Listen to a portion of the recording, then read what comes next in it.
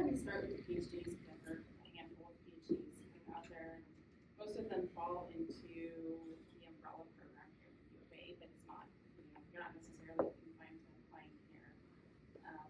You want to just apply to one place. So that's thing number one. But our umbrella program is very similar to many other institutions, meaning you apply to a big program and you can rotate across programs until you decide what you're into. So we have, I think, 7 different programs within the ABBS program. Medical pharmacology is one of those. We have students who are also in Pharm Talks who go through the ABBS program, plant sciences, cancer bio is their own IPP. Then we have other programs that are interdisciplinary programs. And so the 3 that we have here at the U that are relevant to health sciences, which is not necessarily what all of you are interested in, but it kind of sounded like all of you were interested in, are the genetics IDP, the cancer bio program, the physiological sciences, and neuroscience. So those are not technically within the ABBS program, but those will have their own application processes.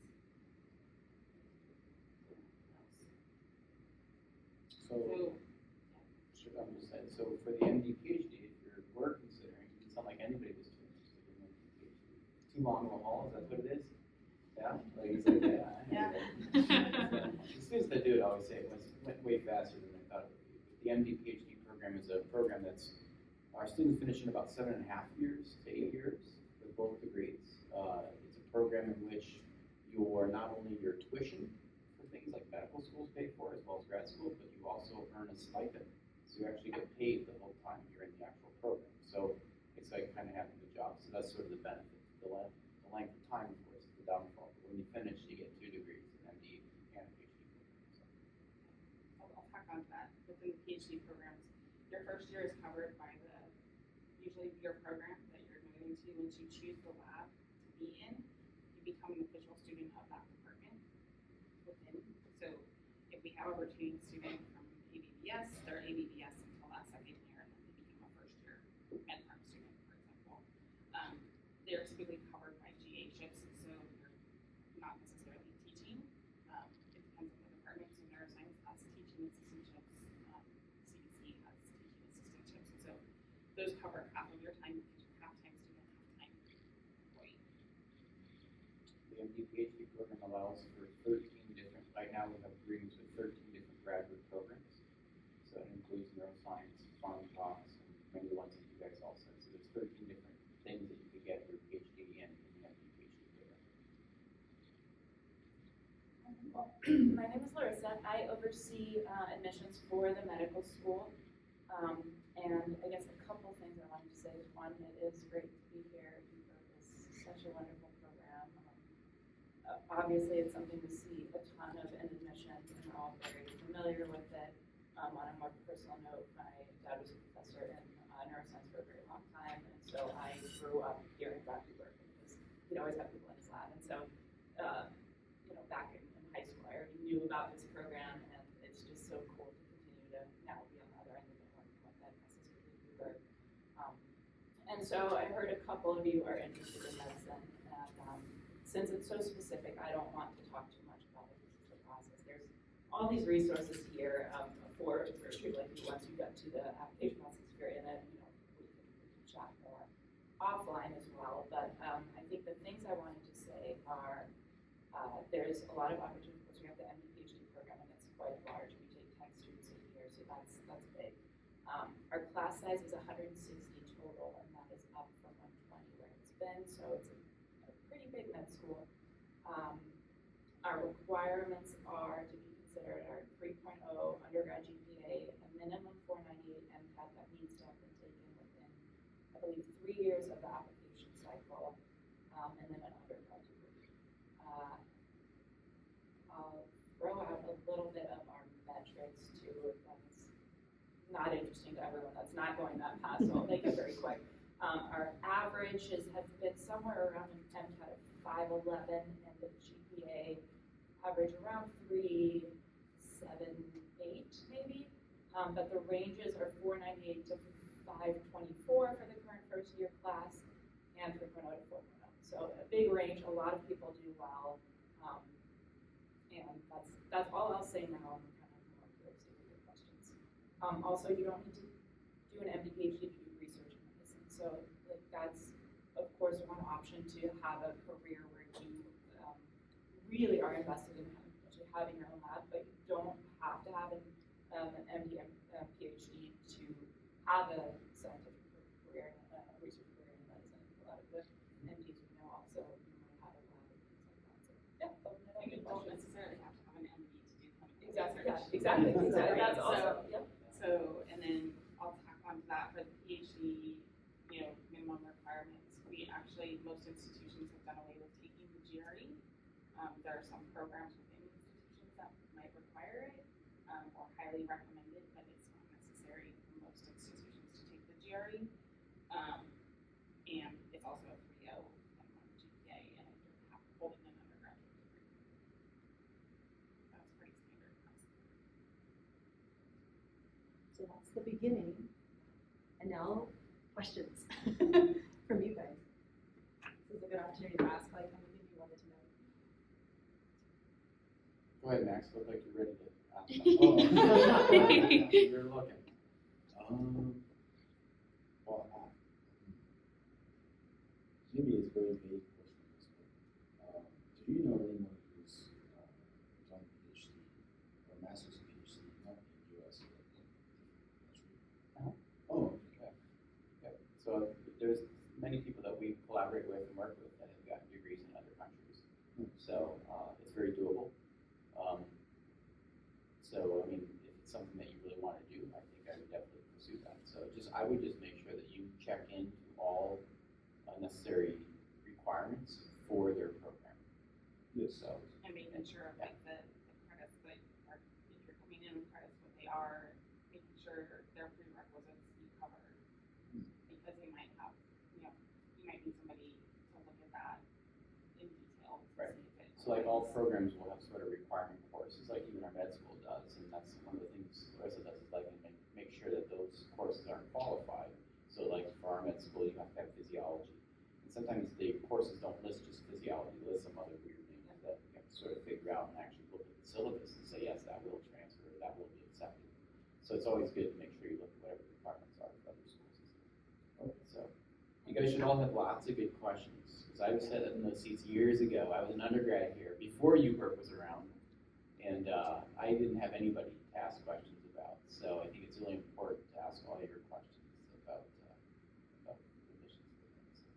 I'm going to tag onto your request for big siblings.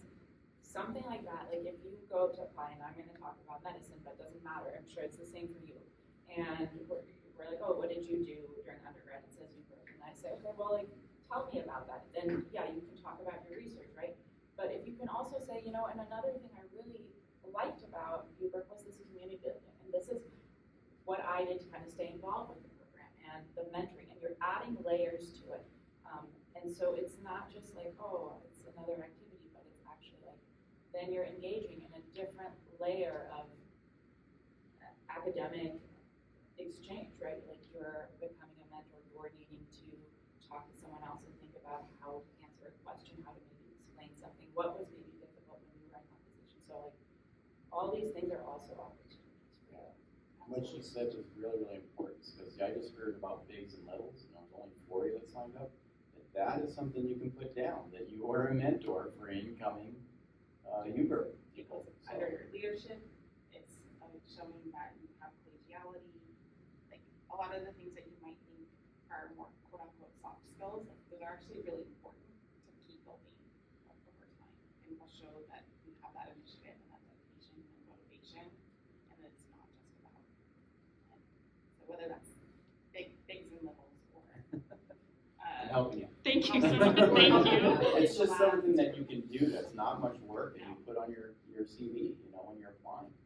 And you can bring it up. Say, yeah, I was a mentor to an incoming freshman. And make people want to hear that, not just about the science. That stays with you, your habit career and you're always going to be mentoring, and then you're always going to need to produce the feedback from those mentees, right? Like all those evaluations you do after every course. Every time a faculty member tries to go up for promotion, they can't do it without that. And so it's understanding that whole process too. else? This is kind of like an MD PhD question, but for medical school, what does research look like for medical students? Is it kind of like wet lab work where I'm doing Western blots and stuff, or is it kind of like just more clinically? I'm gonna try to clarify your question. Is it what research looks like when you're in the program, or what does it research look like getting into the program? So for an MD PhD, like, are you still doing research during the MD part of it? And Yeah. during the residency, are you still Yeah, so here's how the MD PhD works. So the first year and a half, you'll do only medical school for the most part. During the summer, in between year 1 and year 2, you will do rotations in labs, because at that time, you're trying to figure out who do I want to work with, and what grad program do I want to join. So maybe it's physiology, maybe it's cancer biology, neuroscience. So you'll do rotations during that summer. But mainly the first year and a half is all medical school, and it's a lot. And after that, you'll take what they call step 1 boards. As soon as you pass step 1 boards, which is just, in the second semester, the spring semester of year 2, once you're done with that, then you start your PhD. And that's when you really start doing your research, because that's when you're going to say, hey, I'm joining their lab now with a mentor, and I'm going to start doing. And the students will do anywhere from 3 to 4 years during that time. And so whatever it takes to sort of complete the PhD, they'll do that during that 3 to 4 years, and then they drop back into med school and they'll do clinicals. So then you'll start doing clinicals for a year, and then you do what's called a wave. In other words, after all of that, you decide, hey, I want to be an anesthesiologist. And so what you'll do is you'll start going to different programs to try to determine where you're going to do your residency. So you'll do sort of these different away things. It's like, let's say you go to Iowa in their program, you go to New York and you do their, something there. So you kind of do different, what they say is aways for a little while, and you're doing clinical work to kind of get to know what's the team like, do I like that, and then you'll do a ranking to decide sort of where you want to go for residency. You think you want to go, and then they'll match you eventually. And then during residency, you still have any research? Or Yeah. Busy clinically. Yeah. Very busy. There's some residencies that allow it. So sometimes they'll let you 1 year. There's also what they call a PSTP program, which actually is dedicated, paid for research also. So if you still want to do it, then you definitely look for those types. And a lot of our MD PhDs will look for residencies where they can try to do some research. So, but you're going to be clinically busy. Yeah, like there's surgery programs that will take like 2 years of research and get 20 things like that too. So it varies. And if you're not doing an MD PhD, then research looks different. You still do a scholarly project, and that could be anything from something that you might do as a more creative thesis, where you're looking at maybe quality improvement, maybe it's bench research, maybe it's a lit review. So that is more general, but if you're more interested in it, we have a research distinction track that you can dive deeper into. So I'll tack on to this because I've had both MD, PhD students and MD students who've done their research with me. And, for the rotation, I had one of my MD, PhD students was able to get a publication out of their 4-week rotation. Others graduated in 2.5 as opposed to 3 years. It kind of depends on what you put into it, you get out of it. And it was wet lab work, right? So doing a lot of that. I had my MD student who did their rotation was doing a lot of database mining in terms of records keeping and insurance claims databases to try to get some hard information on what was happening in their field of interest, which happened to be pain medicine and TBI. So trying to kind of have a dry lab and a wet lab where people can do these things. And so it can be that creative, but it can also be hypothesis-driven work that's not in a wet lab. Did I answer that? Yeah. Good. Yeah, I had one. I was curious how you guys look upon in admissions gap years and students who try different things out before applying rather than just having extracurriculars that are directly related to the admissions. I'm just curious. For us and nationally for medical school, about 70% of incoming first years will have taken at least one gap year, which is 12 months or more. So it's not normal to go straight through in medical school these days. The people that do, and of course some people will, often come through our pathway program. So we have an honors early assurance program that's with the Honors College. We take 20 students through that each year. So of those 160, 20 are that way, and they're coming direct. We also have a different accelerated program where students come direct. So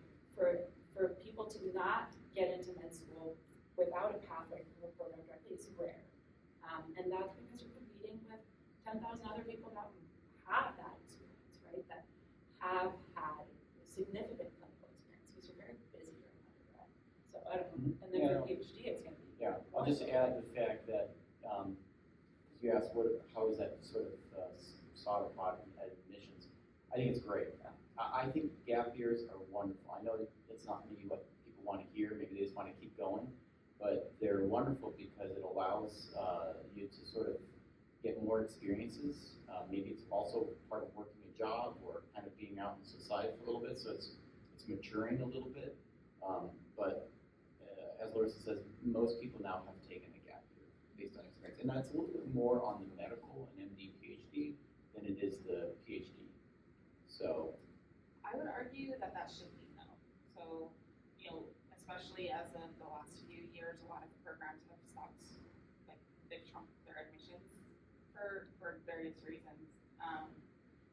And the applicants that I'm seeing who are moving through multiple programs that I sit on admissions for, they have taken those gap years, and what has really strengthened their application is having a really home reason as to why this PhD and this program in this place. And as opposed to, well, I don't know what to do, I'm going to go do a PhD. You've actually thought about like what this PhD is going to get you in terms of your bigger life goals, and why this degree versus that degree, and why this program versus that program.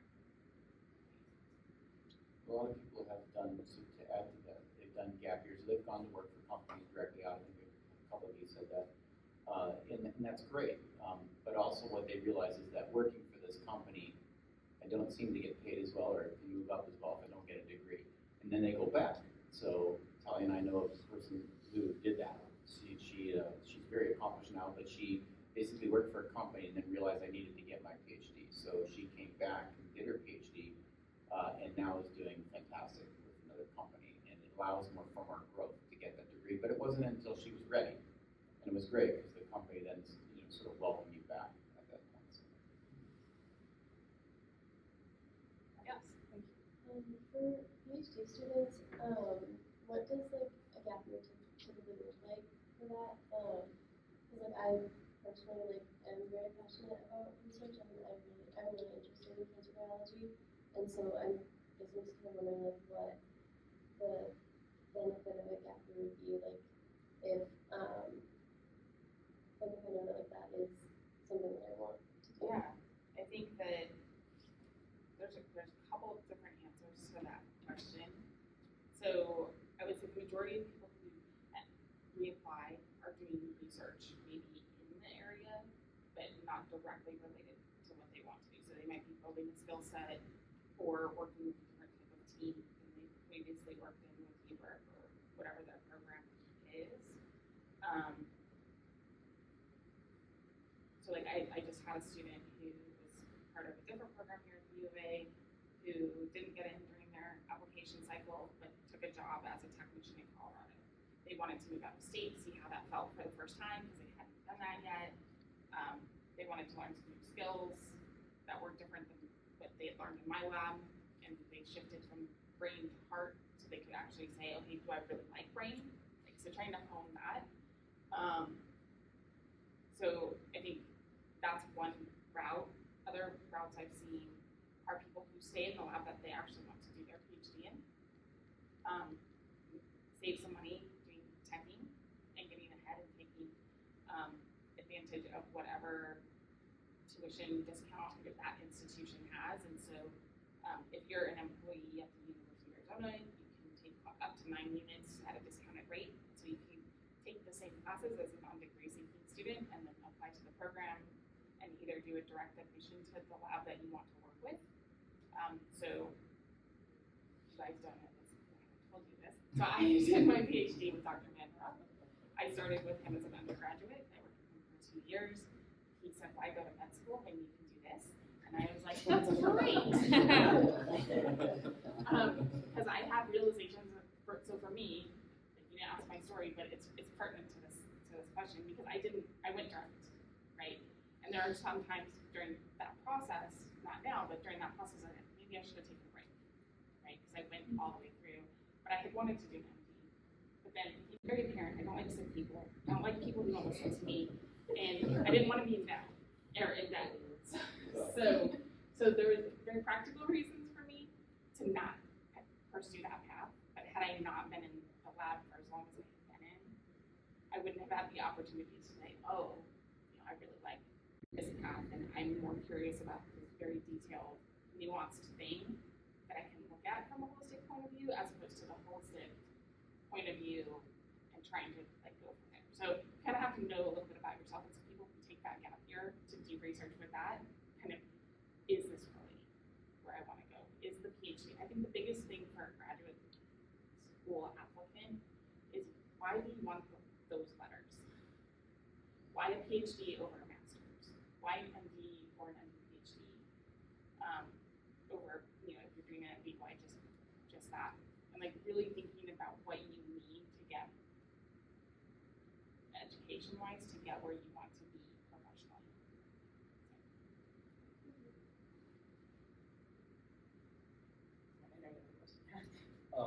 Sorry. It's for the MD PhD program. What kind of people benefit from the MD PhD? For instance, if some person is that's set on practicing the physician, and or somebody that for someone else that just wants to do research. For sure, who in the middle benefit? So what's sort of the benefit of getting the MD PhD versus maybe an MD doing some research? Or just business. So the biggest benefit of the MD PhD program is that once in the program, you're going to learn sort of the ins and outs of both types of things, medicine and PhD. What does that mean? So it doesn't mean that you can't do research with only an MD. But the idea of when you're an MD PhD, you're going to not only just do research, but you're going to have to write grants, write papers. When you're in med school and you try to do some research, that's going to be very difficult, and you're definitely not going to spend any time writing a grant. But we all know that if you're going to be an MD PhD and a successful physician scientist, that's going to be your life. And you want to be able to say, hey, no problem, I like writing this grant. So you're going to find a topic that you really love, and you want to be able to do that. The degrees are going to help you as far as being able to get that grant and then to continue that grant successful year as a practicing physician, researcher. So it's very important that we give you and build you those characteristics and those traits.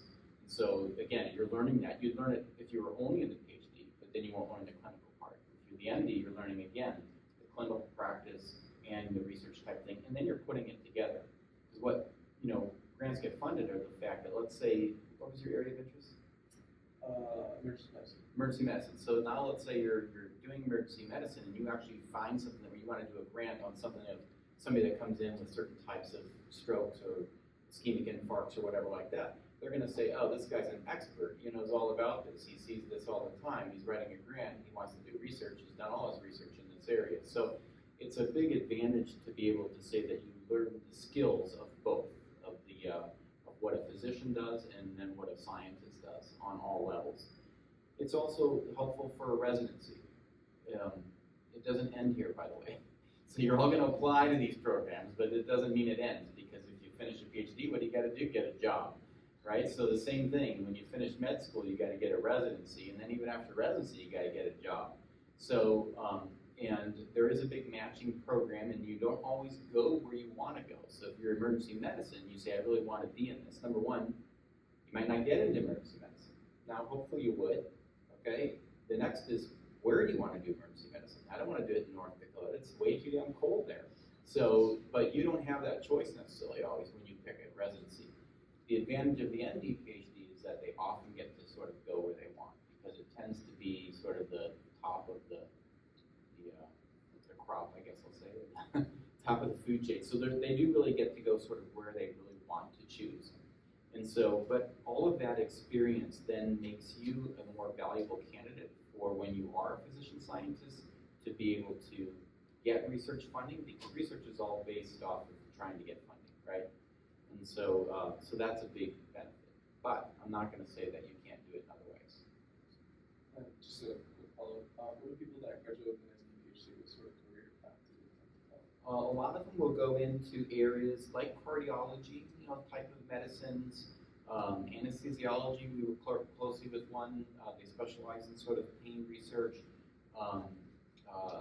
surgery, radiation, oncology is a big one. So medicine and oncology, a lot of them will specialize, right? So if you're in medicine, a lot of them go to medicine, and then they specialize in many different things. And cardiology is one of them.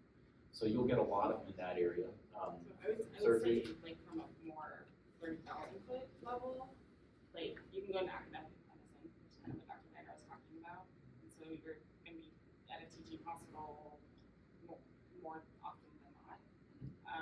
But it's not limited. So we have colleagues who are Panelists, not necessarily a fully teaching hospital.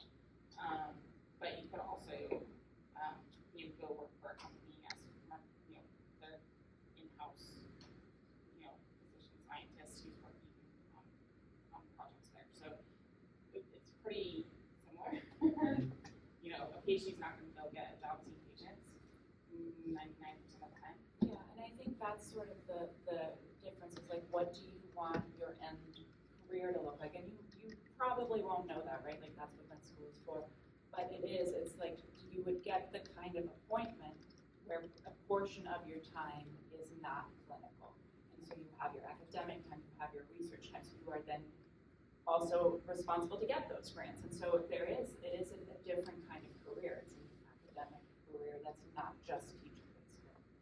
Some of your effort is going to come from the research. As an MD question, how is multilingualism viewed amongst applicants, and you feel like it's ever factored in terms of acceptance? So I think it is, for all of us, probably important, but in medicine, one of the biggest roles of the physician is going to be speaking. And so is it a benefit if you can speak another language besides English? Probably. Is it something that's required? No. Is it something that probably enhances your application? I would imagine so, especially if you have confidence in a language. We have a lot of Spanish-speaking patients here, so if you speak Spanish, you should put that in your application. If you speak another language, that's prevalent in our patient population. That part of our mission is to serve the patients here, so like, those things would be great. But I think for every career, it's great, right? I've sat on missions forever, as Larissa knows, and yeah, it's almost always brought up if you have multiple languages, make sure you put it on your application. And even, so I haven't necessarily sat at that level for college of medicine here, but I've done, the earlier parts of the admissions process, because there's a lot of applications to go through. And so really highlighting, if you break it down, so we said 10,000, we'll call it that, right? How much time is each person who's looking at your application actually giving you? So you've probably spent hours, days, months on this application, and chances are you're going to get not even a fraction of that time, right? So really highlighting it, just because there's so many to go through and they're crunched into, a set period of time. The same holds true for PhD programs and master's programs, although there are far fewer applications to get through because medical school admissions starts now for next year. Speaking about applications, and this is sort of the language, but in general, personalize it. Again, what Dr. Largent-Milnes is saying is that, we have to go through a lot of these. But I can tell you, and I've gone through a lot of these, but the ones that stick out are the ones that are more personal stories. And I don't need to hear about great successes. There's lots of those. I don't mind hearing about troubles in your life, things that were difficult, things at points where you came to a thing where I wasn't sure what to do. Those kinds of things will stick out. So make sure that your applications are personalized to you so that, reviewers like ourselves sort of say, oh, this person's unique, or this person's different, or that sticks with me when it's time for us to sort of talk about that applicant. So it's important to sort of make sure that, when you do your applications and you write personal statements, I can't emphasize this enough, have other people review those, many other people, so that they, read over it, make sure it sounds right, make sure they understand what you're trying to get across as your point, and make sure it's personalized to you, so that it tells a story about you. Your motivation in all of this is so important. I think we're all trying this message. Why are you interested in this? And you're all going to try to give us the right answer, but truly we are trying to assess and find the person that is giving us their genuine answer. there's no right answer. Yeah. So we want to have someone that's interested, that wants to do this, and has a good rationale why, right? Yeah, I was wondering for PhD programs, is there an expectation that applicants have any sort of quantitative background, like computer science experience or anything like that? And is that changing at all now? Yeah, that's a great question. No, there's not any requirement for that. There might be specific requirements for it. Like, again, if you're joining a big umbrella program like ABBS or biomedical sciences of the College of Phoenix, you know, they'll have, those individual programs might have requirements that you need to look into beyond just the bare minimum, and so that might be something that you ask those programs. But it will be beneficial for you to have some background in something like R, Python, because the majority of labs are trying to integrate that. Just from me talking to colleagues, that I can tell you that, and how, yeah, just how things are going. It'll be different to the program. Your genetics. Yeah. So It's I would say that you might be good. I guess it's kind of a restatement of what was your name? Danny.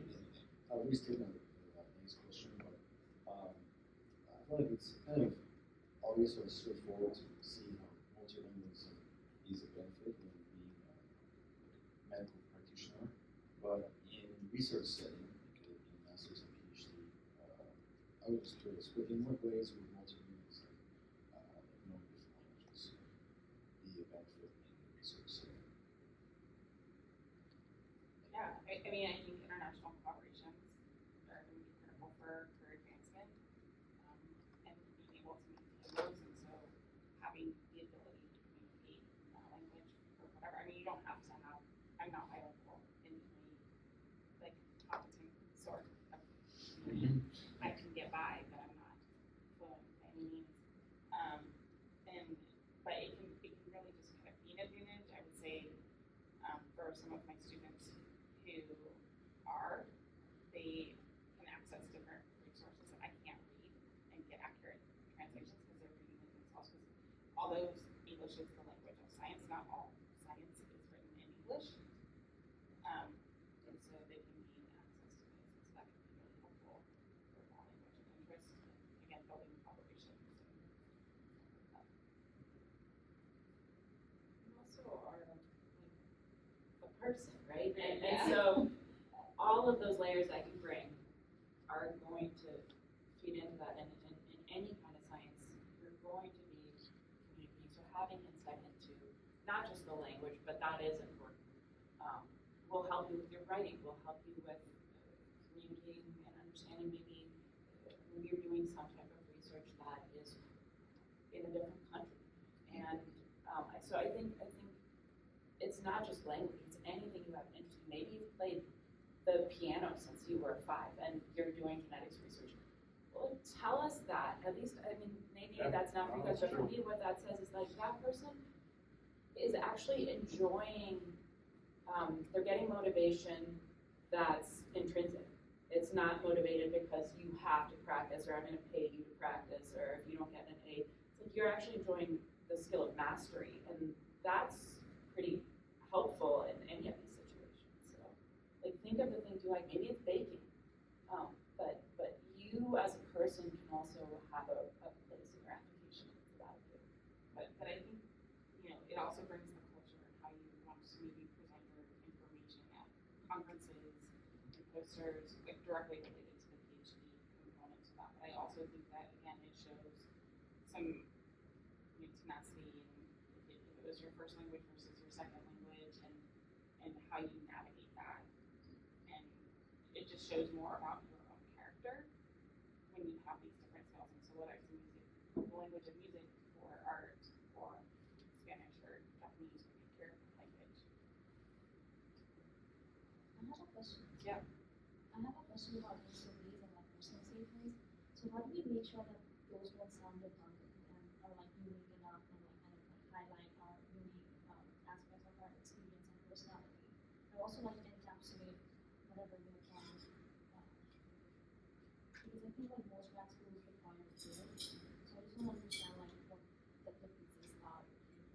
between your personal statement and what was it? Statement of purpose. Statement of purpose, yeah. Yeah, it's a great question. So, I don't really have a good answer because I would say the majority of applications are pretty redundant. Yes. When I think of the statement of purpose is, again, why this degree, why this program, why this institution, and how those things will help you get to your end goal. When I think of a personal statement, I think of, this is my rationale for wanting to pursue this area. I don't know if that's. No, that's good. And the personal statement is going to be showing a little bit more about who you really are and how you kind of went down that road. Whereas the other one is kind of just sort of fitting into, this is exactly why I want to go to your program, and this is why I'm interested in that. So one of them is a little bit more direct and giving you more of the details of exactly why you want that program. But the personal statement can start off by saying, I was absolutely not interested at all in going to grad school. And it wasn't until I took this class, or I did this thing, or I got to work in this lab. And, I was thinking I would be a plant biologist, but then I worked with, some mice, or I worked with something else, and I really loved it, or I got in the U-Work program. So it becomes more of a personal statement of sort of the road that you take.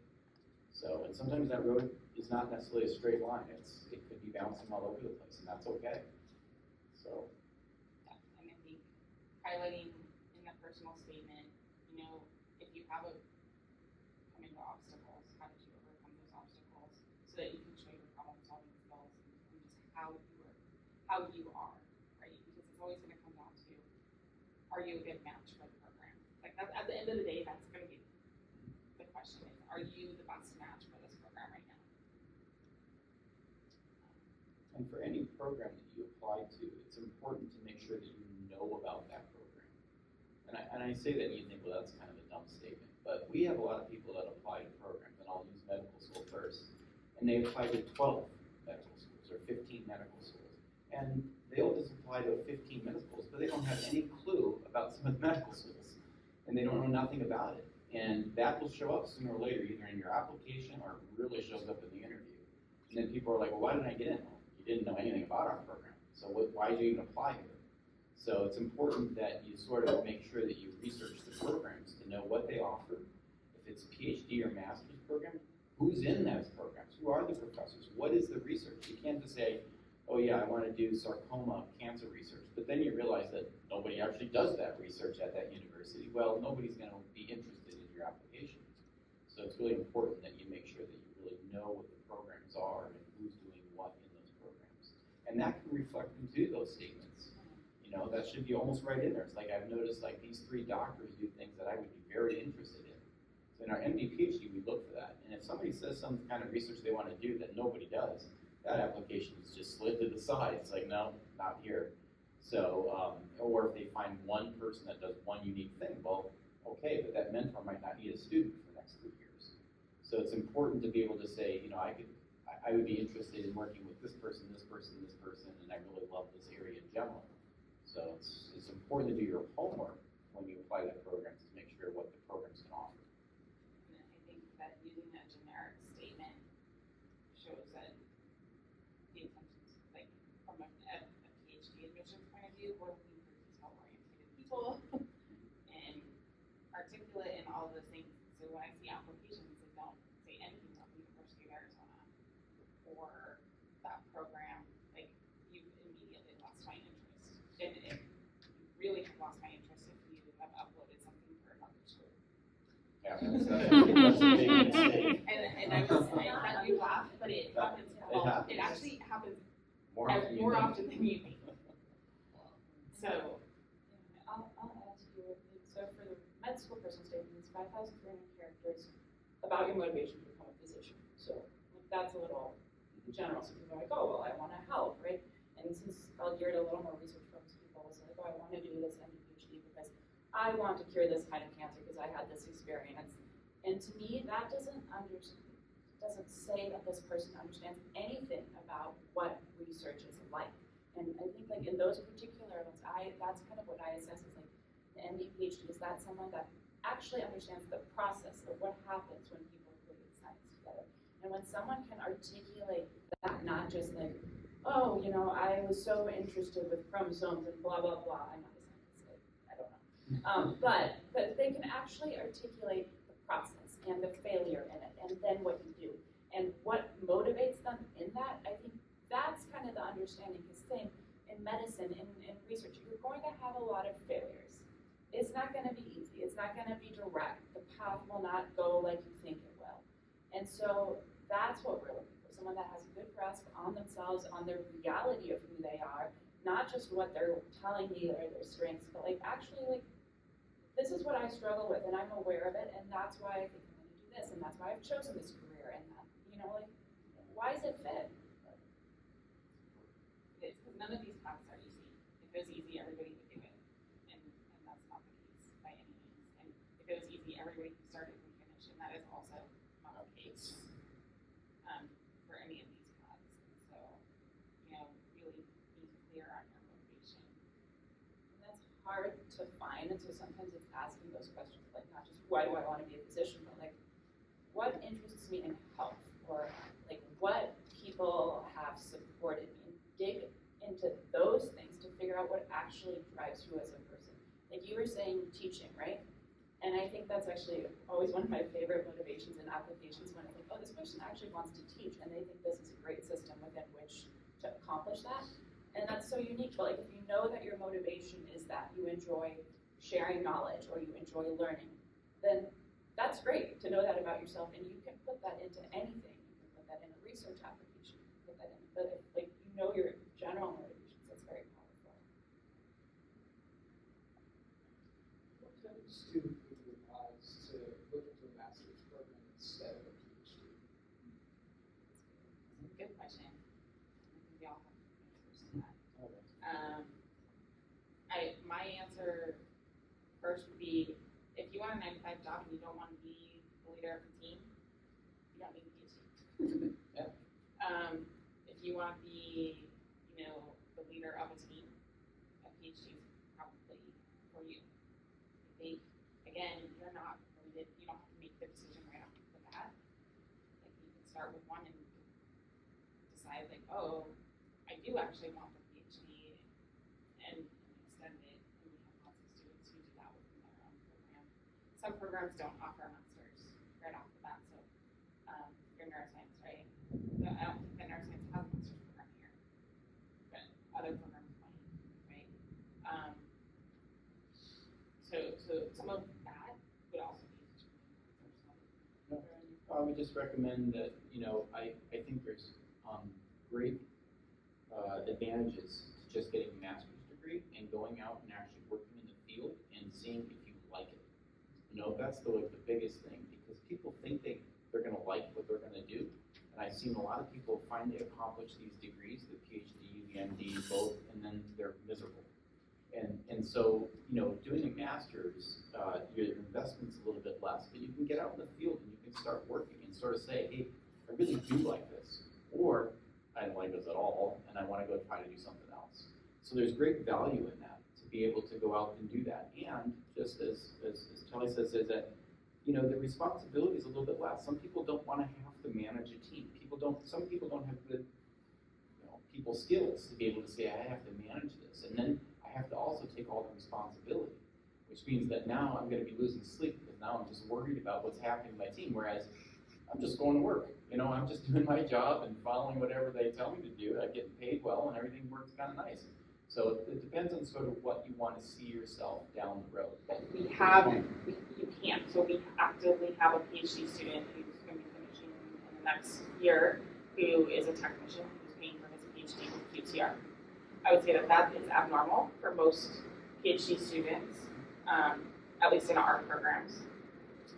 But it's actually pretty common for our master's students to do. Okay. And I think she was giving the example for the gap year, Yeah, where you can actually work as a research technician, of which then you're an employee, then you can get the discount, and you can take a certain number of courses just as an undeclared graduate student. But then when you do get into the program, you can use those courses towards your degree. So you can cut the time down that you're actually in school. And so Yes. one of the questions. Just thinking. So one of the questions came up, I think, was how long does it take for an PhD, or maybe you just gave that outright. Right, and so every PhD program, I think for MDs it's 6 years is the expected graduation rate. MD 4 years. 4 years. But I think with the extension, it's 6 years. You mean how long you can go? You could go. Oh, You 6 could go longer, It's 6, yeah. You can go longer. Yeah. Most are all done. Most are done in 4, Yeah. right? For PhD programs, it's actually very program dependent. And so I can tell you medical pharmacology's average graduation rate is 4.5 years. And that graduation GPA is like 3.78, and most of our students graduate with their degree at the end of the day. We have very few who go from a PhD to a master's, although that happens, and we have even fewer that go from a master's to PhD within our own program. I'm also faculty in neuroscience. Their neuroscience time to degree is about 6 years. Even though we're at the same institution, if you look at Pharm Talks, which is similar to our own program, but in terms of content, but their students are typically closer to 7 years. So you also need to think about that. Like if you do have to think about economics and working while you're doing a PhD, because we do have also students who do that. They work externally. How long does it take to get, like how long will you be able to do your degree? So the University of Arizona's limit is 10 years. I can tell you that the University of New Mexico's program is much longer, it's at least 12 to complete a PhD. Okay. So if you're thinking about how long does this take me? See, 8 years doesn't sound so bad now. So, very uneducated question. Are most people that get their PhDs in, let's say, the sciences, are they paying for the PhD, or is that generally like you generally get paid to do a PhD? Yeah, you get paid. Just checking. Generally. It's not like, But you're not getting, you're getting paid at 50% FTE, right? Because you're getting paid for 20 hours, and your PI is typically paying their tuition for school, which is also 20 hours. But when you break it down, those credits that you're taking, a large majority of them are research credits. And it's not just, Our students are 36,000, our students are, just went to 35,000, so you get paid like 35,000. and then It's not the amount, not a large amount, but at least it's better than nothing, right? it's better than paying $60,000. Exactly. And so you don't have to pay tuition either, so the tuition is covered. So there's, and I think, so each school is going to be different. Some schools do require PhDs to take, but here at the University of Arizona, most of the time in the sciences, you're being paid. Because the question I wanted to ask was, I know right now, what, there's a lot of funding cuts or trouble for funding that a lot of academic lives that you are facing. And so, are you both hiring, or do you still accept like research technicians or like students with bachelor's degree that want to pursue higher education but as a gap year? What does it take? I think a lot of the labs are on hold right now because of the current, administration and federal funding. So everything is delayed. So budgets necessarily weren't cut, but what's happening right now is there's delays in the whole process. So if you remember the whole Doge thing and everybody was fired, a lot of people were fired or let go at NIH. And so from the process of even reviewing grants has slowed down. The process of how those then go from reviewing to what there's then a council, which then decides what they're going to fund, and then from there to actually sending out awards, and then, believe it or not, the NIH has to have only certain people that will sign checks, which they lost half of. So everything, the whole process is in an incredibly slowed down process right now. So we're all a bit nervous as far as what the future will be, but that's not to be discouraging because things like this happen all the time. There's all kinds of different ways that happen. And so if the bad is now, that means that we also think that within 2 or 3 years there's going to be a real good. And that's what happens. Believe it or not, you'll hit these waves where everything's terrible. And we have different reasons in the past to have really bad luck. And then all of a sudden you get several years that are great. So in all reality, you're all going into probably the better time because by the time you guys are getting into, okay, now I'm starting to look at this or look at labs, you'll start seeing that more and more funding hopefully will start flowing. So, and I think as far as technician jobs in different labs, there are people still hiring. Yes. Like that is, as I said, I have multiple people who are undergrads within my own lab who recently graduated and have taken on jobs in different places. You can get post-bac programs if you want to do that. Some of them are internships and some of them are stipends. But I think there's still jobs out there. It's just, it might not be the exact job that you think you're going to end up at the end of the day, and I think it's still a learning experience looking at it in terms of, those playground equipment with like spider webs, right? And sometimes you're climbing up and sometimes you're going around laterally. So thinking about it kind of like that. So is this going to help me reposition myself a little bit better for this one or the other? Do that. Then you go to a clinical experience, and they'll just write down something in so many hours. But if they actually write down, the experiences that I got out here really changed me. I didn't think I was going to really enjoy this, but actually I found that I enjoyed working with the people the most. And this and this and this. And so it's about the experience and making those things personal is what's really important to the applications. So, and I would say in doing so, just reiterating, make them your own. Because I've seen applications come in, interestingly, when I was doing med school applications, where the applicant described this thing and then mentioned a name, and I had actually had that undergrad in my lab, and they were describing that undergrad's experiences. That's crazy. It was What a chance too, but that's how it goes. But that's how it goes. It's a total chance, right? Like they could have been that application of those 10,000 could have been assigned to any one of the reviewers, but it happened to come to me, and so like it may not have been any issue for another reviewer, but because it came to me, and I was like, oh, well, I know that person, and that is that person's experience, not yours. Like, Yeah. So your experience. And you're all here. You're all in UBERT. You all have your own personal experiences. You're all Everybody here, adults so it's who great have to lived really life. make it your own. Well, I think we are at time then, but would you be okay with me sharing your email addresses Yes. with the students? And then that way, if you want to reach out individually, feel free to do so.